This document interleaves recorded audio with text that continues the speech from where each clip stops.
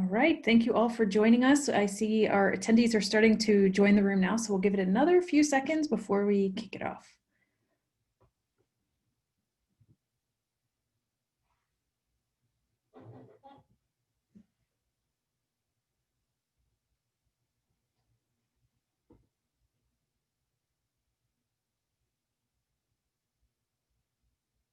All right, well, let's get started. So thank you all for joining. Good afternoon, everybody. Happy Women's Equality Day. We're lucky enough to have this event partnering with Breaking the Glass on this day, which commemorates the certification of women's right to vote. So it's 100 years ago that happened, and a great day for us to get together and have this discussion. I'm Christiana Levy, and I lead our business resource group for IBM Women in Austin, Texas. And I'm so excited that you're all able to join us as we're able to get together and really have a great engaging discussion with an amazing group of panelists around networking remotely. And as we've moved over the past few months now from primarily in-person events where we all got together and the chance to socialize, networking is more important than ever. And I think it's a good time for us to talk about how our approaches to networking and connecting with other people, professionals, peers, and women needs to change and adjust. So thank you for joining, and I'm so excited that you're all investing the time to have this conversation.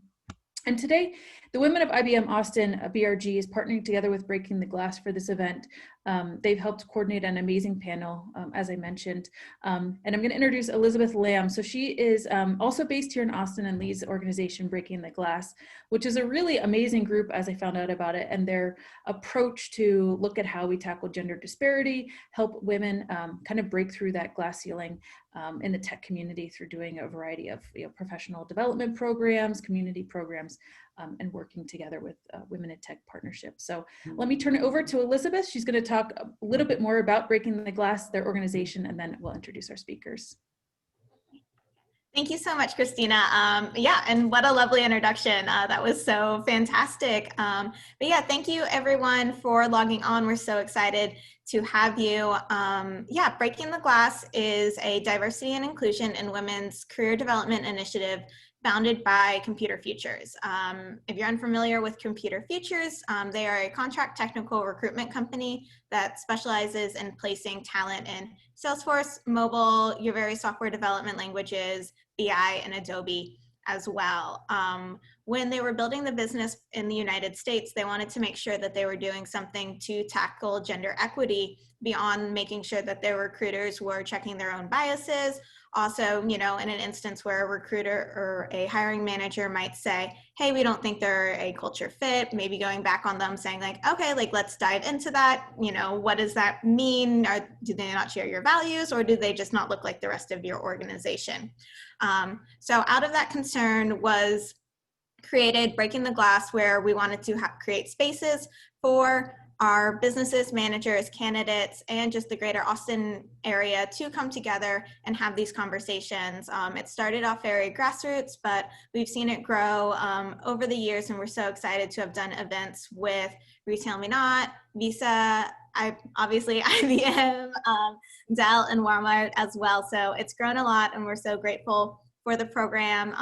And yeah, since April, we've been just making webinars day in and day out, and it's been great because now we get to connect with people all across the nation, and I'm sure we have a diverse group of people who are logged on today. But without taking up too much more of your time, I'm going to pass it over to Marla Brewer, who will be moderating the panel for us, and I'll let her get started, and I'll sign off, and you'll all see me at the end of the webinar. Oh, and by the way, if you have any questions, you can chat them into the Q&A session, and about 45 minutes towards the end of the program, or the last 15 minutes of the program, we'll get started answering those questions as well. So have a great session, and I'll see y'all at the end. All right, bye.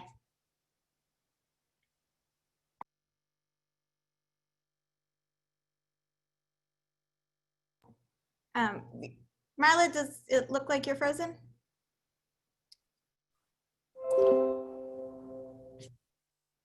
Okay, so we might have some technical difficulties with Marla right now. Misha, if you want to go ahead and get started introducing yourself, and when the connection gets started, let's get Marla being able to introduce again. All right, thank you. Sounds good.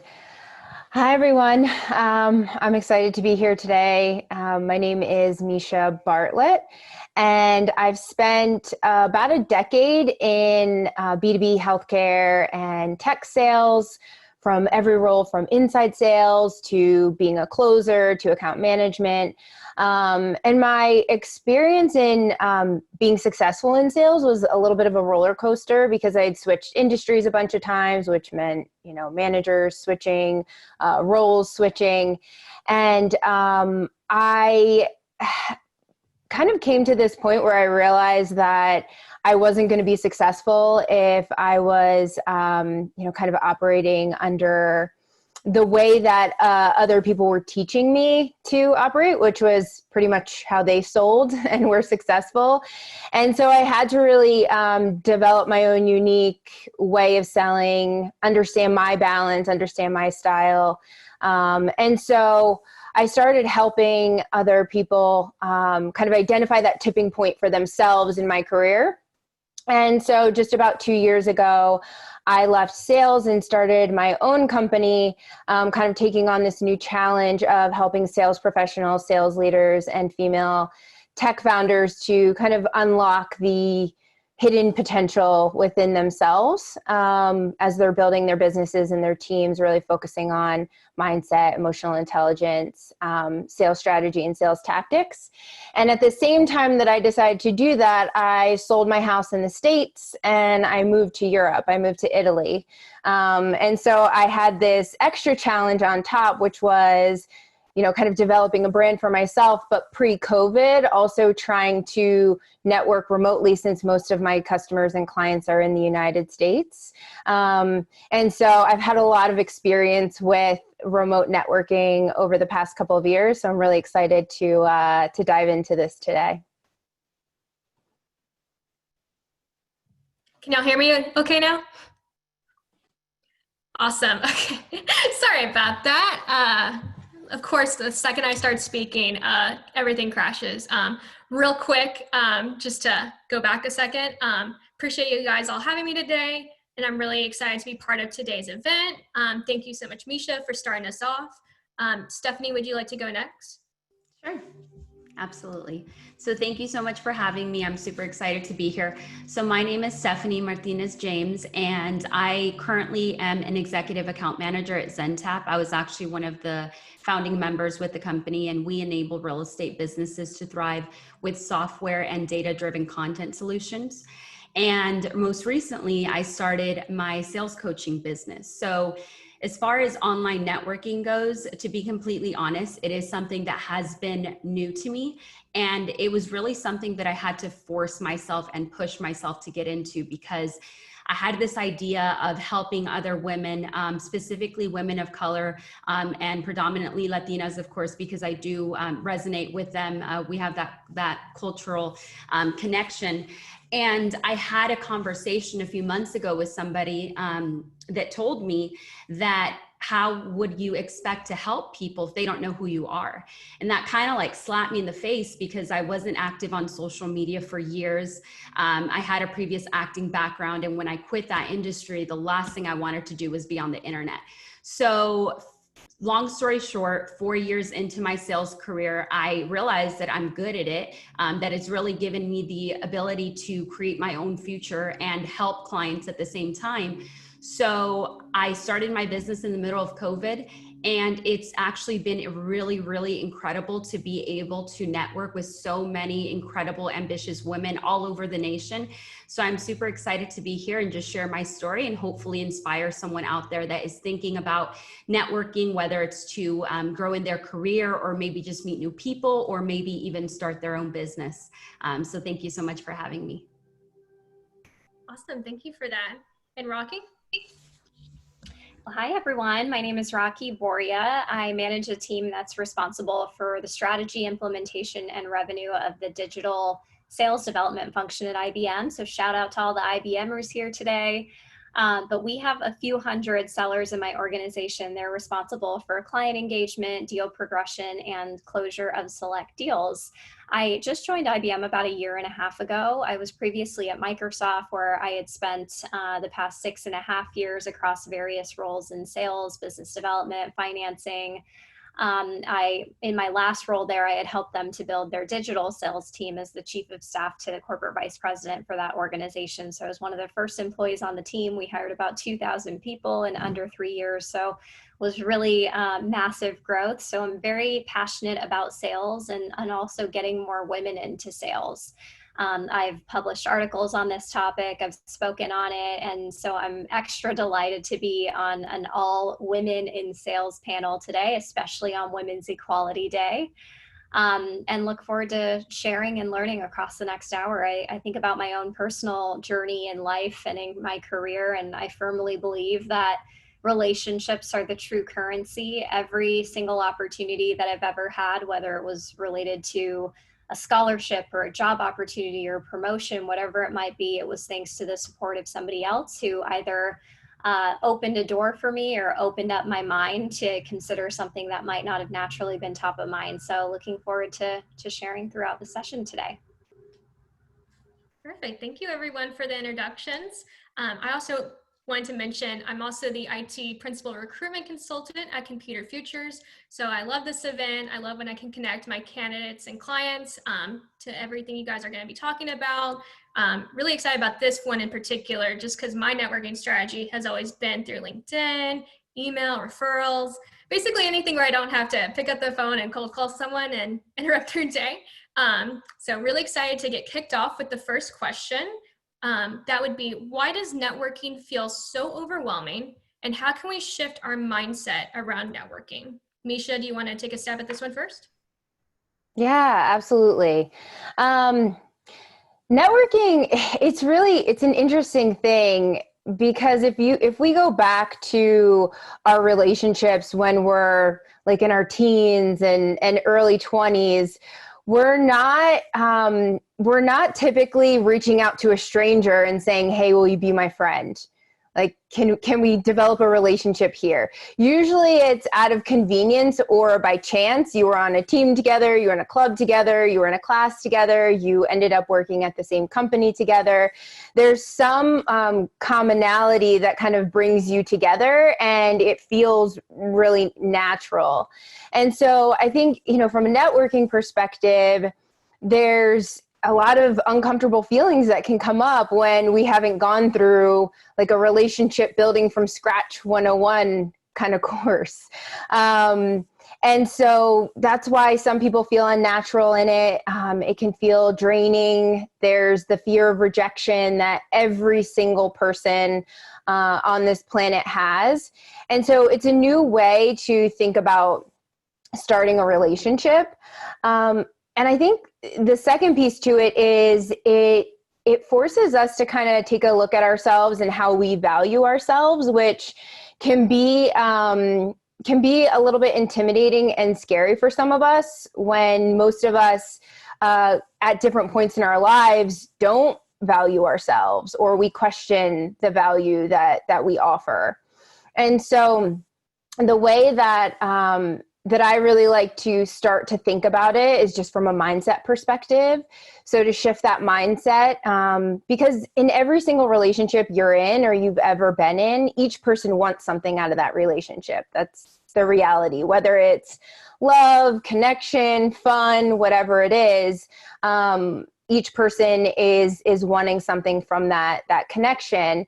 And I think we can overcomplicate it sometimes. And when it comes to networking and relationships, sometimes the thing that we want from a relationship is as simple as a safe space. We just want a space where we can talk to somebody and open up and be vulnerable. And so when we think about networking, I like to think of it more in terms of how can I be intentional about the relationships I'm building and how I'm being or showing up in those relationships. Am I helpful? Am I that safe space for someone? Can I offer value in different ways? Can I offer awarenesses or new ideas? And then what is the value that I bring in those things, and just identifying one or two pieces that you're really great at, that you bring to the table, and going in with that mindset, kind of simplifying things a little bit. I'd like to add as well, kind of just to piggyback on what Misha said. I think that oftentimes people focus more on their own personal benefit rather than developing an actual, real, mutually beneficial relationship. And I think that naturally that's just, our selfish gene in us and our ego as well. And then also, just speaking from a personal standpoint, I do know that it is going out of your comfort zone to reach out to strangers. But I'm so grateful that not that it happened during this time, because obviously, there are unfortunate circumstances that come with the situation, but that we have this ability of connecting online with people that are in different countries, in different states, in different industries. So the way that I motivated myself, I was like, hey, it's like you said, Marla, it's better than, or it's easier than calling someone, right? It's like over the internet, you're sending a message. If they reject you, it's a message. It wasn't in person. That would probably be a lot harder. And, in sales, we all experience rejection. So there is that fear as well. So I think for beginners that are beginning to network, it's important to just remember, like in anything, you're going to get better at it as you do it. But until you get out of your comfort zone, you might be holding yourself back from opportunities, because you really could be one connection away from meeting. I met my husband because I applied for a sales job online. Had I not, I would have never met him. And a lot of the business partners that I work with now. So oftentimes we're so close to meeting that person that can help elevate us or make our life better or help us in our job or business, etc. But, we hold back. So I think the mentality, like Misha said, is definitely a big part of it.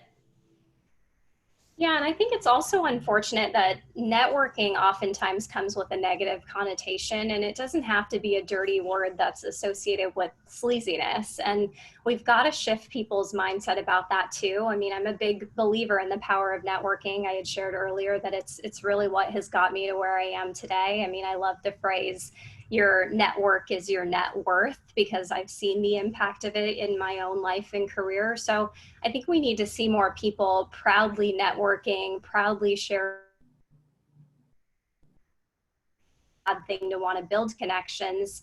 And a way that you can make it a little bit less overwhelming is to create a strategy around it. And I think that evolves over time. But I think about, when I first started my very first job at Microsoft, or when I came into IBM a year and a half ago, I was really intentional about how I wanted to network and who I wanted to meet and what I wanted to get out of it. And I think in the first 3 to 4 months that I was at the company, I met with probably 100 different people during that time frame. And when I got here, I just created a list of people that I needed to meet with to learn functional knowledge on my job, a list of stakeholders that I needed to meet with to really be able to influence them. And then also a list of people that I just admired, people who had navigated through their career well, who I thought I could learn from as I build a career here myself, and just went down the list. And you got to be that intentional about it. Now that I've been here for a year and a half, I'm actually going back and I'm circling back with a lot of those people. I mean, you don't have to go to every single person and continue some sort of a mentorship relationship.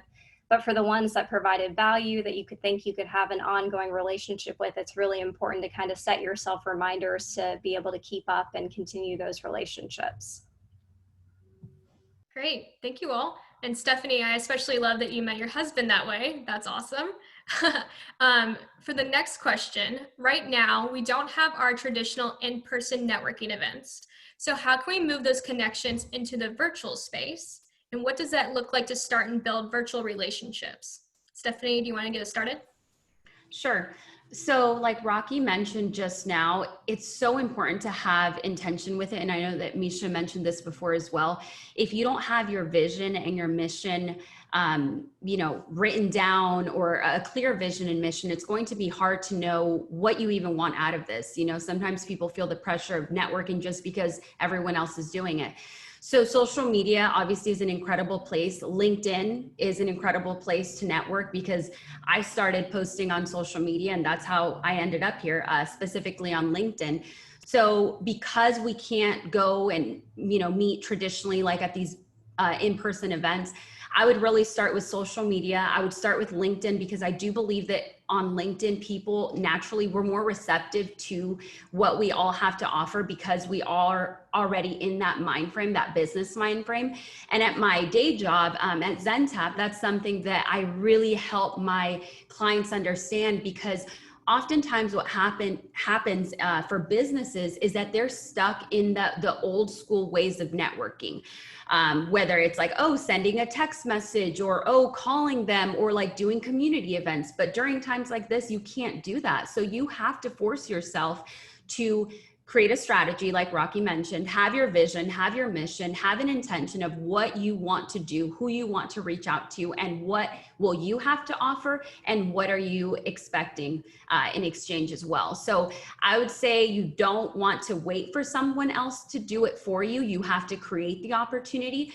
For example, for myself, I wasn't really the one to go and join all of these online networking events. Even though I saw them available, I wasn't really the type to join them. So what I did is I created a private Facebook group for the women that I'm looking to help to fulfill my mission of helping 1 million Latinas double their income. So I had to think to myself, well, they're not going to come to me. I have to find them. And once I created that Facebook group, which is basically like a community where we can all network, I had women tell me that they've been waiting for networking opportunities, but they just couldn't find them. So sometimes we as leaders have to create that opportunity for networking for others.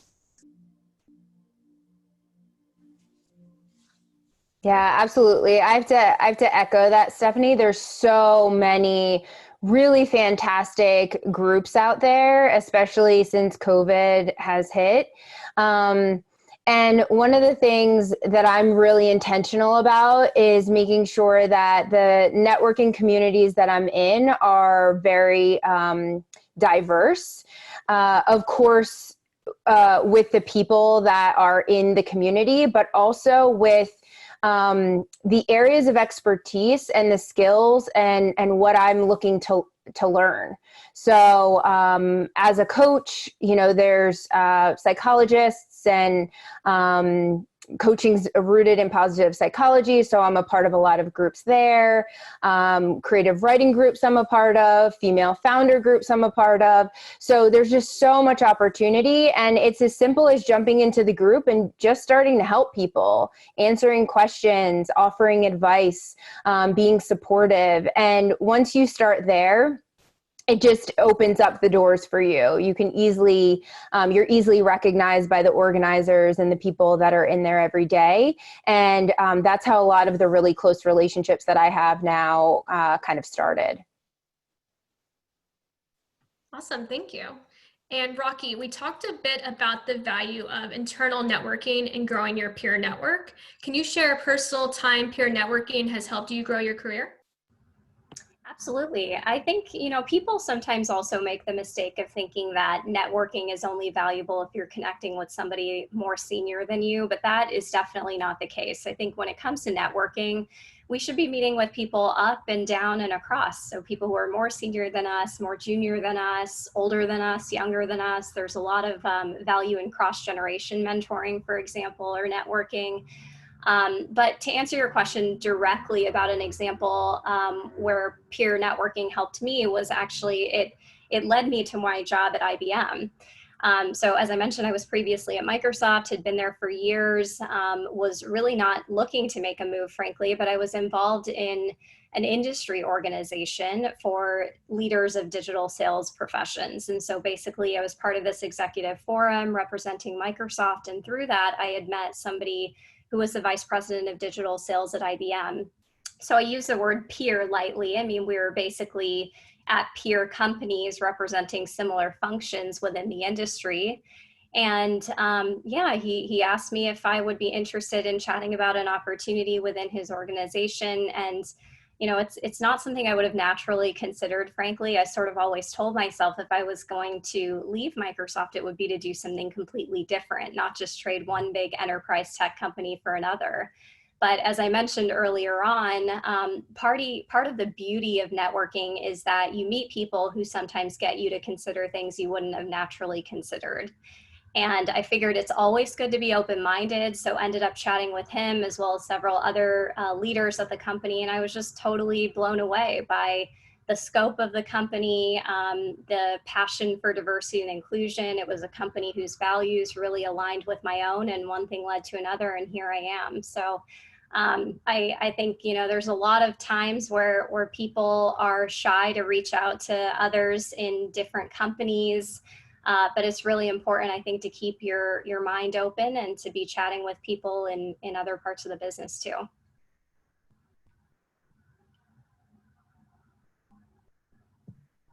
Awesome, that's a great one. And then did anyone else want to add in with their own stories?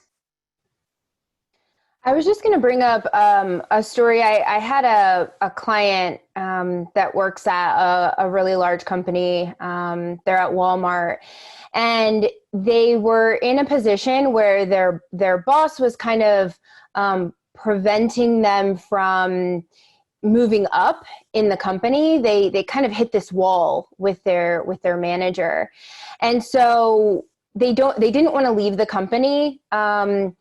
But they wanted to move up. They were ready for the next level. And so what they did was they started networking internally really heavily.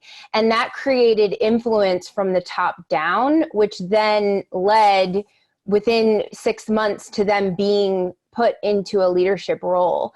So I think sometimes we feel like, you know, we have to go through certain channels, but there is a lot of value in developing those advocates and sponsors internally, especially at larger organizations that can help shift things that maybe we thought we were kind of at the end of our rope with and needed to move on when that wasn't necessarily the case. So I thought that was it was really exciting for them to realize that they could make things happen, even if it was in a different way than we were traditionally used to seeing people move or advance. Awesome. And then part of what makes networking so daunting is that fear of rejection that y'all touched on. Stephanie, what have you learned from networking rejections? I think you might be on mute. Okay, sorry about that. Alrighty, so I've had quite the experiences. So with rejection, I'm actually quite good with it. Coming from an acting background, I was constantly rejected by casting directors in person, and they make it very obvious when they don't think that you're right for the job. And then in sales, I experienced a lot of rejection as well. I started my career cold calling, but it's interesting. Something about networking actually made me more nervous.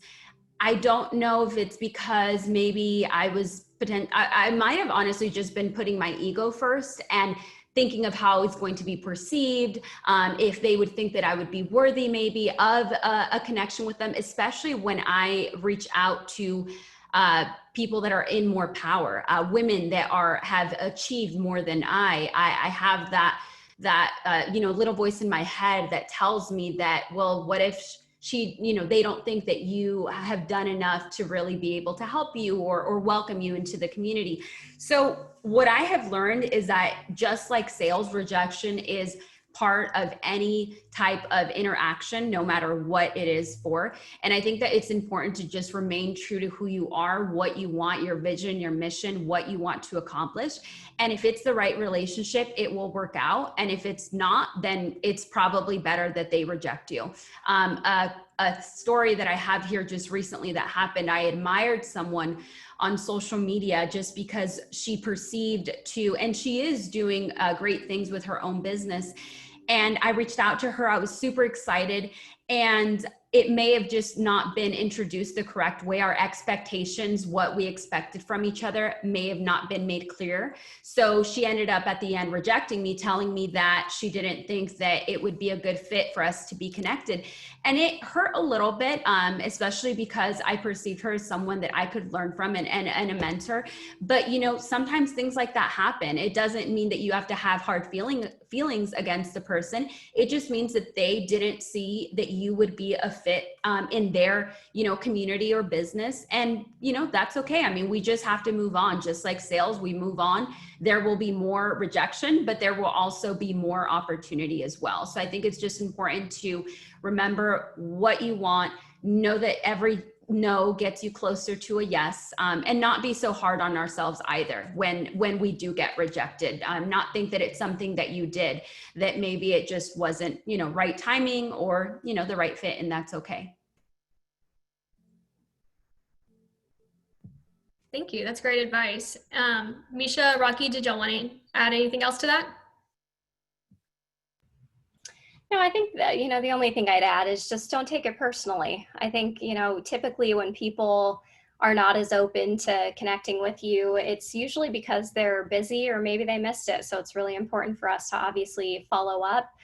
In fact, I had a meeting with somebody who's very senior at IBM yesterday, and him and I were introduced probably 8 months ago.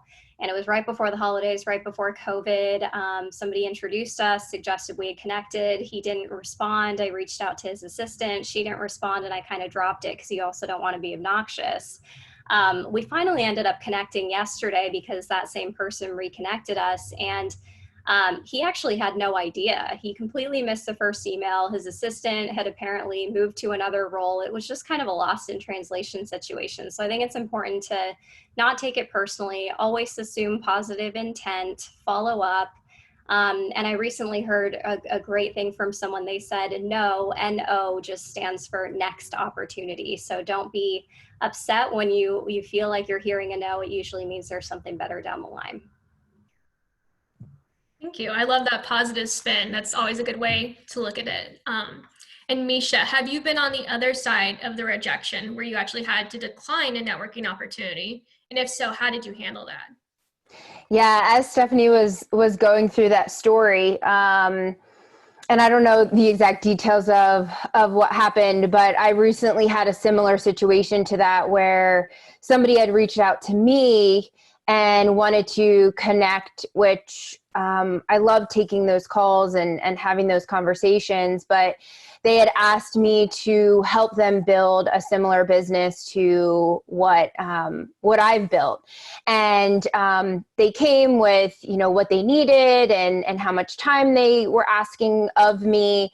And as a new business owner, I have to be really mindful of my time and where I'm balancing things from my perspective. And so I just didn't have the bandwidth for it with my current load. So I had to decline, which, you know, is even tough for me. I mean, I would love to help this person out, but instead of, you know, completely declining, I was able to offer up a connection, you know, once a quarter. If you want to meet for an hour, I'm happy to chat through what you're working on and help give you any advice every so often. And then part of building a really great network is you have a lot of really fantastic people that you can lean on. I've never been one of those people who doesn't recommend my competitors. I know who a lot of my competitors are, and I'm very happy to send people to them if it could be a better fit. I'm not meant to be a good fit for everyone. No company is. And so I was able to offer up a few alternatives, a few other people that might be able to help and make introductions that way. And so I didn't leave them high and dry, and we are still going to have a relationship. And who knows, at some point it may change, and I may need something from him. So you never know. It's always great to keep you know, to keep helping people and making sure that you're keeping those relationships fresh. Awesome. And then has anyone else dealt with this as well that they wanted to share? Actually, not really, I guess. I mean, I know time is valuable, but I just am a big believer that connection's equally valuable. So I think instead of outright declining, what I've tried to do is just find other ways to connect with people. So anytime somebody reaches out for a networking opportunity, I might not be able to do a 30-minute video call or whatever, but trying to find creative ways to work it into my schedule in a way that's low impact for me. So for example, if I know I'm going to walk somewhere to do an errand for 15 minutes, I will schedule time then. Or previously, when I was traveling a lot, my assistant knew that that's when I like to use the car time to do some of those things. So if students or people who were looking for jobs at IBM wanted to connect, she knew door to door, I'd have 45 minutes. We give 15 minutes each, so she could sign up 3 different people for 3 15-minute meetings, and I could use that time in the car accordingly. So I think, it's important to figure out what works out for your schedule. Of course, time is valuable, but as much as possible, I encourage people to pay it forward and always take the call. I think, I even do that with recruiters as an example. One of the best pieces of advice one of my mentors gave me a few years ago is she said, anytime somebody reaches out about a job opportunity or a recruiter or someone, you should always take the call. And I think a lot of people are sort of afraid to admit that sometimes because they think that if you're talking to a recruiter, it means you're not happy where you are, you're not committed to your current company, but that's absolutely not the case. It's just a good way to sort of know what your market value is and to also be able to understand kind of what's out there in the world. And so anytime those opportunities come your way, I would encourage you to try to take the call, even 5-10 minutes, and to you never know when those conversations might lead to something else. One really quick thing I just want to add, because I thought about it and a lot of my clients at work ask me how to handle this. So I feel like someone out there might be listening and needs help with this. So having to reject people that are messaging you on LinkedIn. We all probably know that you get a ton of different offers, a ton of different sales pitches. And something that I try to do is at least respond to everybody, even when it's very obvious that they didn't take the time to know that I'm not an ideal client for them. Even then I try to decline respectfully and let them know that I'm happy to support them any way that I can, whether that's liking their, company page on LinkedIn or endorsing them for something, if I see that they have that skill set. I think that sometimes when I first started on LinkedIn, it was just so overwhelming to get all of these messages that I didn't know like how to even handle them. And then I started reading a lot of them. And then I noticed that some of these people were actually people that potentially we could have mutually beneficial relationships. So now I take the time to at least respond to everybody and not feel bad when I reject them, because LinkedIn etiquette is kind of like all over the place too with selling. Sometimes you do decline and then you keep getting those messages back where it's like they expect you to basically do a sales pitch via messages, and we don't have time for that. So it also comes to the point where we have to respect our own time and know that if I spend another 10 minutes explaining myself why I already told you it's not a good fit, but I'm still happy to support you, then it just becomes a little obnoxious and you're going back and forth, and it's just not professional to begin with. So I think that it's important to remember to also value your own time and not have to give such an explanation to someone that clearly doesn't really want to give up on their sales pitch. Definitely. Yeah, that makes complete sense. And Rakhi, as a recruiter, I really did appreciate that advice, especially. And moving on to our last question. Of course, if y'all have questions, please send it in the Q&A box and I will check that after this. So a big part of networking is showing your value and communicating it confidently. So Rakhi, why is it important to communicate your value in a networking relationship? Do you have tips for building that confidence? Well, I think when it comes to networking, the most important thing you can do is be upfront about what you're looking to get out of it.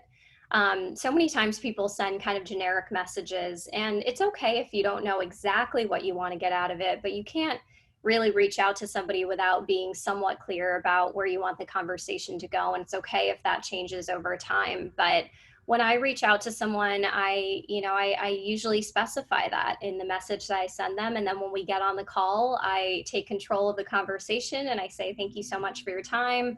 Depending on what it's about, I usually say, here's what I wanted to cover with you. I'm interested in learning X, Y, Z, and then they can kind of tailor the time accordingly. So I think the most important thing you can do is to just communicate what you're looking to get out of it. And then at the end of it, just sort of summarizing what it is that you did get out of it and maybe what you can give back as well. So yesterday as well, I had the opportunity to do an informational meeting with our new IBM Chief Diversity Officer. Her name is Carla Grant Pickens. And she is just this incredible force of nature woman who I kind of reached out to cold call, and she was named the CDO recently. And I sent her a note. I said, I'm new to IBM, really passionate about the diversity and inclusion space and would love to learn more about your background. You've clearly navigated really well through the company, and also want to hear what your strategic priorities are and maybe where I could fit in. And so I was pretty upfront with her about just wanting to learn. And what I loved about that conversation was at the end, even though she had given me so many good tidbits, she said, before I let you go, I need to pay it forward. Let me think about one person that I can connect you with. And she came back with a list of somebody else that she wanted me to meet with. And she didn't know anything about me besides our 30 minutes, but she just wanted to pay it forward, even though she had given me so much. And I kind of made myself a note. I said, this is great. Even though I'm giving someone my time, let me make sure that they're walking away with another to do and somebody else that they might be able to meet with, or a resource that they can glean something from, just to be able to actually sort of check that box that you provided value. Another thing I want to add on that too is that a great way of networking is creating content that fits the message that you're looking to bring to the table and the value that you can provide in your relationships, because it will position you as an expert in your field and then allow people to see that, wow, like this person knows what they're talking about. They're clearly passionate about it. They're an expert. They're spreading ideas and giving free information. That's something that I find that a lot of people are afraid to do. They're afraid to give too much free information because then they believe that they won't have another reason to come back to them, when in reality, I've noticed that the more information that I give, especially to the women that I'm looking to help, the more they want to work with me because they want that personalized approach rather than just networking in a group. So I think it's really important to just put yourself out there, even if that just means posting video content. Video content is huge, and it can allow people to flock to you instead of you having to be the one always reaching out as well. Awesome. And Misha, did you want to add anything else?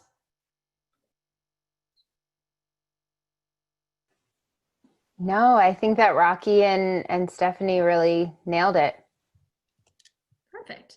Well, then that is it for our initial questions, but we can move on to the Q&A chat box. So speakers, just jump in for any of the ones that speak to you. Let me see. So Lindsay asked, what do you all think about joining paid networking groups, and do you recommend any? I think part of it also depends on what you mean by paid networking groups. So I feel like, nowadays there's so many opportunities to connect with people for free that you might not need to pay for it. But I think about my experience going to conferences as an example. I mean, that's basically a paid networking opportunity. I mean, obviously you're learning content, you're hearing from different speakers, but the true value of being there is the connections that you're making on the ground. So I think you sort of need to evaluate every opportunity from that lens. And while it might not be necessarily a networking event per se, I think most virtual and in-person events nowadays are pretty much networking. So if you think that there's a connection that you can build, or resources that you're going to gain, or some really tangible skills that you're going to walk away from that various opportunity, then it could be worth the investment.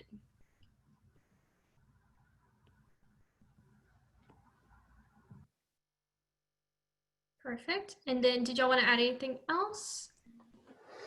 I was just going to say, one of the one of the groups that I'm a part of is a women's leadership mastermind group. And it was basically tacked on to a leadership program that I worked through. And I have the best relationship with this group of 10 women. I'm so excited every week to connect with them for an hour. It's one of the highlights of my week. And I didn't know that that was going to be one of the greatest values that I took from this program that I joined. So I definitely think there's an opportunity for paid groups. Again, it kind of goes back to the intention of what do you want to get out of it, and what's available within the paid community or group that's beneficial for you. Perfect. And Jennifer said, it seems like fear of being rejected is part of imposter syndrome. We think, why would this person want to connect with me? What can I offer them? I need them, but they don't need me. And it can be hard to see what I have to offer that person. I can touch on this. This is something that I'm very, very passionate about, because imposter syndrome stopped me and prevented me for years from starting my business and helping other women, because I felt exactly that way. I felt, well, what if what I'm doing isn't enough? Or what if the advice that I bring won't help them? And the most important thing to remember is that you won't know until you actually try. And it goes back to, if they did reject you and if they don't need you, then you don't need them either. I think that many women, especially women of color, there's statistics on this, that we struggle with imposter syndrome because we always feel like we have to work harder to prove ourselves. And the reality is that we all have something to offer, but it's so important to go back to your vision and your mission and your why. And if you're truly passionate about that, you're going to do it no matter what rejection you face, no matter how many people you need to reach out to find those genuine connections. I think it's really important to just brush it off if you do have that rejection, and really be nicer to ourselves, and really pump ourselves up and be confident and know that we have something. Every single one of us has something incredible and unique to offer. And if you don't put yourself out there, I mean, you're just never going to know. I think that's super important to remember. Yeah, I think, as women, we've just got to get out of our own way. I mean, every single one of us has something to offer. And I think about some of the things that I was feeling concerned about when I first had my very first job straight out of graduate school. I remember I was doing informational meetings with senior leaders, and I had no work experience. I was, 21, 22 years old or whatever. But those things ended up being strengths. I mean, a lot of the people who had been at the company for a very long time had a specific way of looking at things. And so even though I didn't feel like I had much to offer, it very quickly became clear that that was my strength. Actually, I had the ability to innovate differently, to look at the business with a different lens, to propose solutions and ideas that they might not have thought about. And now I've just sort of continued carrying that confidence with me in everything that I do. It's not always easy, it's hard, especially when you're the only woman working on a sales opportunity, or the only woman in a technical environment in many instances. But being the only woman is actually a good thing sometimes. We are really good listeners. We are naturally nurturers. We ask a lot of questions. We typically have a consistent track record of success. All of those things actually make us the perfect fit to be able to provide input and feedback and help people. So you just got to be confident and think about what it is that sets you apart. It might not be as apparent to you, but actually everything you're probably nervous and worried about is probably something that could help somebody else.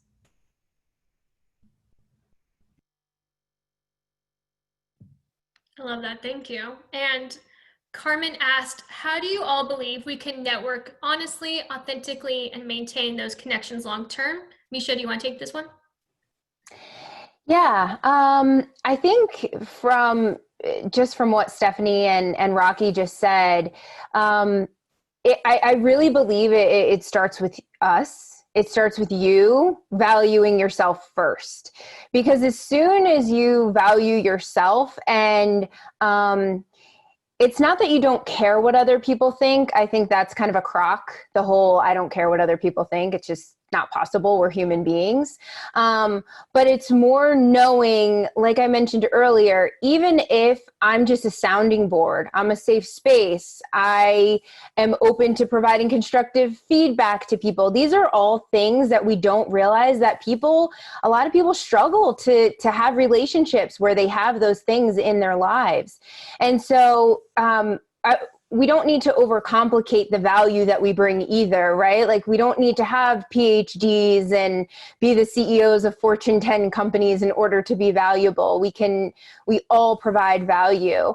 And I think from a personal perspective, one of the things that I really try to do that we touched on earlier was value people who are more junior than me and really, really learn from them, because that tends to help my mindset around me being that junior person as well when I'm talking to other people, and what I'm gaining. So that kind of helps build up your confidence.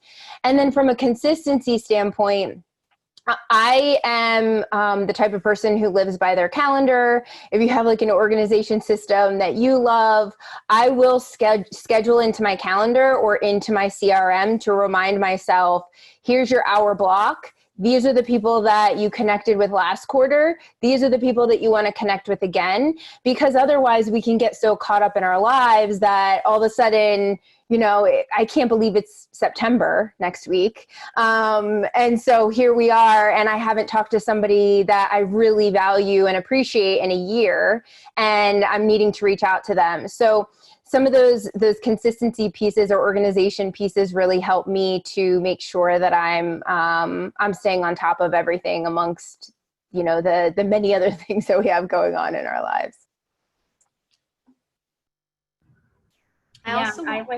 Oh, go ahead. Oh, thank you. I was just going to say, I would add to that. I think if you're concerned about kind of like the authenticity of the networking that you're doing, I have found that the best way to really frame networking is by looking at it from a curiosity perspective. If you're going into something and you genuinely want to learn and you're upfront about that, there's nobody who can say, oh, they're just a brown noser or whatever. They're just wanting to meet with all the senior people.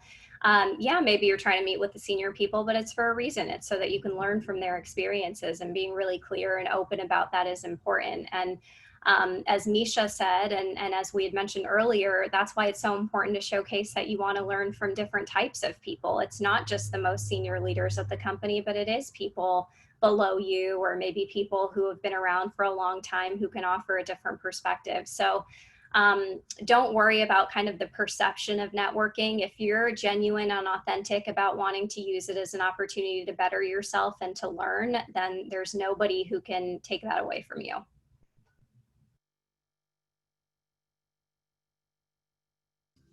Yeah, I agree. You basically said what I was going to say.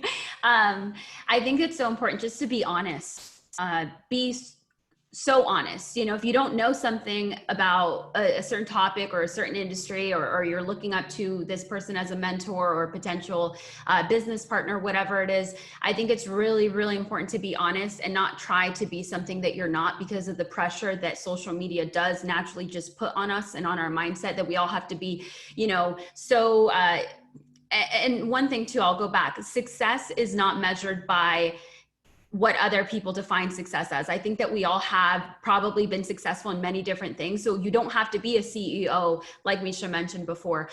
You don't have to be, at the top yet. I think something that I try to do is really surround myself with people that are doing more than me, that have accomplished more than me. But also you want to be able to help someone that is looking to climb up that ladder as well. And you be that stepping stone for them, and, kind of be in the middle, have people to look up to. But also be able to help, those more junior, as you guys mentioned, and help them as well too. But I think that being honest of where you're at in your business, where you're at in life, and what you actually want from this connection is so important, because I've learned the hard way by not being upfront from the very beginning as to what I wanted or what I was able to provide. And then, those things backfire because we're all busy. We all don't we're all on different time schedules. So I think it's just important to be honest and be able to bring that up in the initial conversation rather than waiting and, I mean, potentially wasting each other's time too. Perfect. It looks like we got 2 more questions. Misha, I'm used to getting clients from networking in person. What would you say is the best way to build a strong connection remotely? Yeah, so it depends on your business largely. I have found so much success in communities. So whether that be Facebook communities, Slack communities, LinkedIn communities, so many different people have their own platforms that they're hosting communities on. Like Alpha is a really great example. That's a female founders or tech focused community where lots of really fantastic women sit. And what I did was I started by just offering help. Like I said in the beginning, and I showed up, I put it in my calendar. It's in my calendar twice a week. I hop in and I offer support and I'm there regularly. And that's really turned into some beautiful relationships with the organizers of those groups that have then promoted me. And I've had so much traction with getting clients that way because I'm there as a support system for the organizers. They then bring me in to do things within the group and the community. And if I ever have a program or I have openings for clients, they're the first one to broadcast that for me because I've been a support mechanism for them. So I would say if you're first starting out, that's a really, really great, easy place. Like Rakhi and Stephanie said, go in and be curious and be open to helping different communities. Thank you.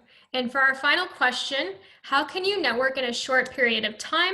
For instance, you're trying to book a meeting as soon as possible, but don't want to seem pushy.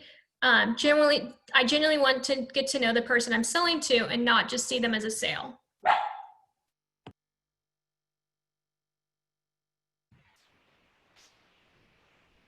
I would say that, the most important thing, again, as we had mentioned earlier, is being upfront about your intentions. I think if there is something that's truly urgent, then people will be willing to take the call. But if it's not, then I think you should also be upfront about that too. Otherwise, it's actually worse for the relationship. For me, I mean, from a sales perspective, if you really need something to move forward quickly, I think you need to have some sort of a carrot. Whether that is offering a promotion that's about to end, or maybe a free trial, or access to an event that's coming up, or maybe the opportunity to attend a small group roundtable or something.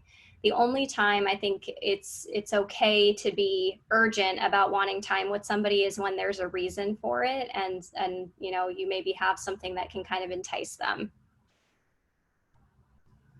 Yeah, I agree completely with that too. In my sales job, urgency is part of it. I mean, obviously we all, want to make money as well. We can't forget about that, but you have to be honest and not waste your time. If you're trying to push someone and they've told you it's not a good time, then it may really not be a good time. But it is important to have a reason as to why you're creating a sense of urgency, whether it's maybe the current climate as to why they should jump on this opportunity right now, or maybe like Rakhi said, you have a special deal or a promotion.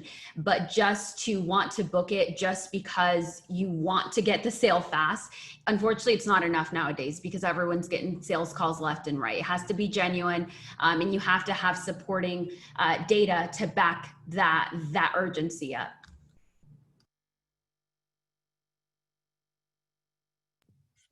Awesome. Well, thank you so much, everyone. That was the last question. So thank you for your time and your insight. I'm excited to start implementing all your advice in my own business off the back of this. So I will now pass it back to Elizabeth for some final thoughts. Yeah, thank you all so much for all your thoughts and words of wisdom. I learned so much as well. Also, everyone, I did pop over to LinkedIn. I did get a lot of ads. So all of y'all be sure to go through and add all our speakers on LinkedIn. I think that's the first action step you can take to being a better remote networker. I've just sent them all through again.